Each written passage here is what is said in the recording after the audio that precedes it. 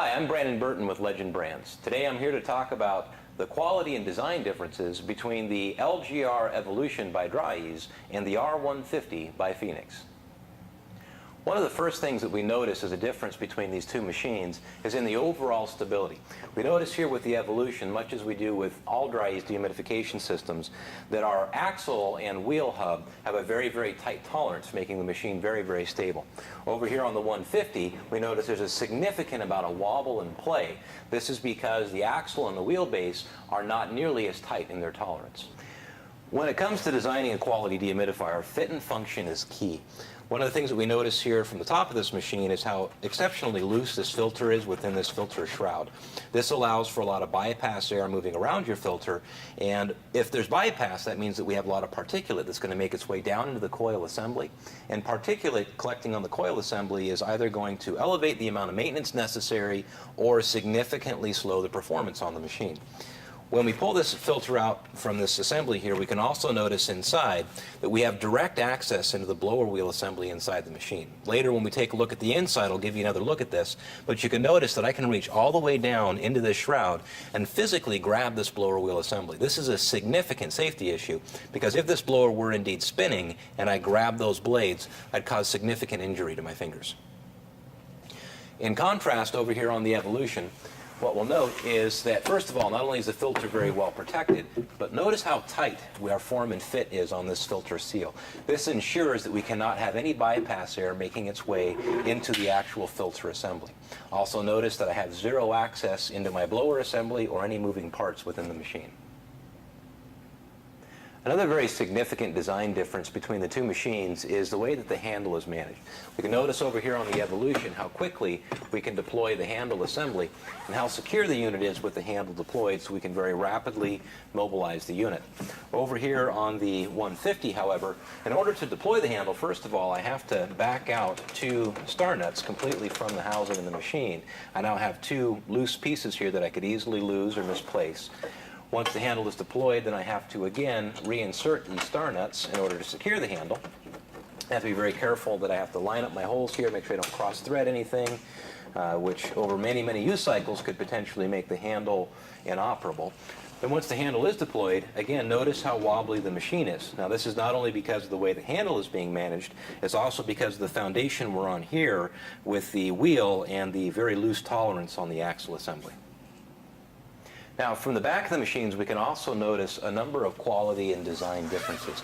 The first thing here is just notice the cord assembly here on the R150 and how there is really no meaningful place to store that cord. There's no meaningful wrap here.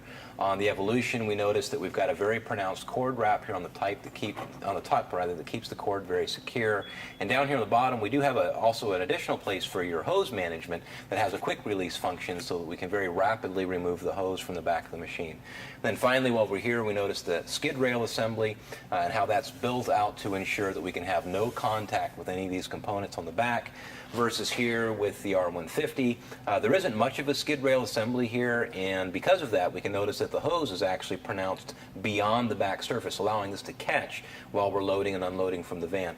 We notice the same thing here with the power cord assembly. We can see how this is sticking out, and as we make contact during loading and unloading, it's going to put a lot of stress on the strain relief and potentially cause your conductors inside the wire to fail. And then finally, last with the touchpad controls, you'll notice when we actually remove these touchpads, first of all, on the 150, we notice how loose the electrical box is here. It comes right out of the machine. But also notice how there aren't any electrical components being stored within the electrical box.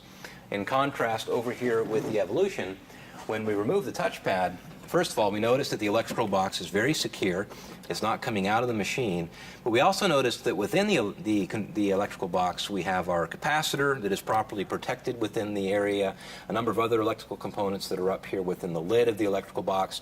This is to ensure that there's no access to these components from within the machine during maintenance, and also to ensure that our humid airstream and the moisture has no potential to come into contact with these very critical components.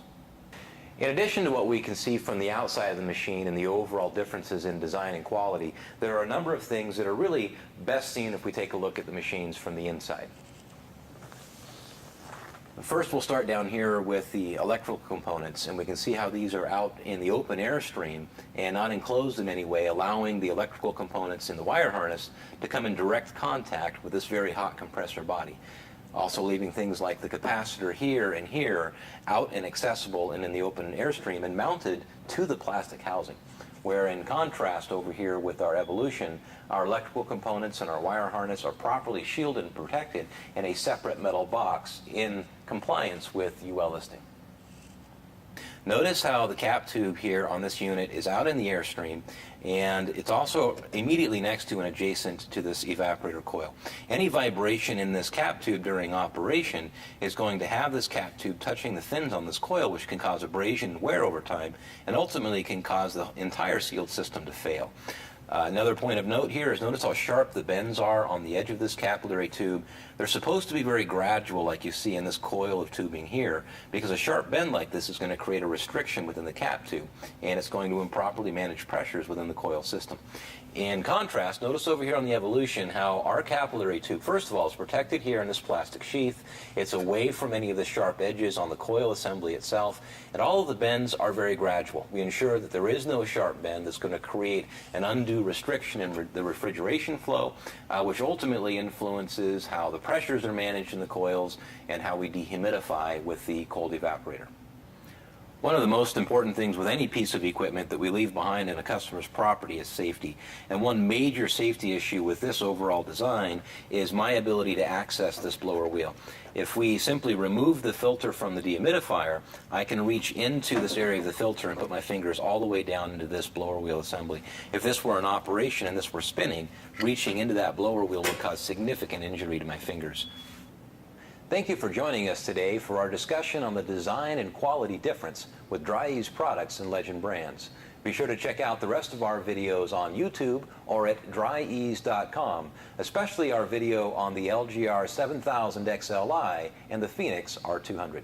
We'll see you next time.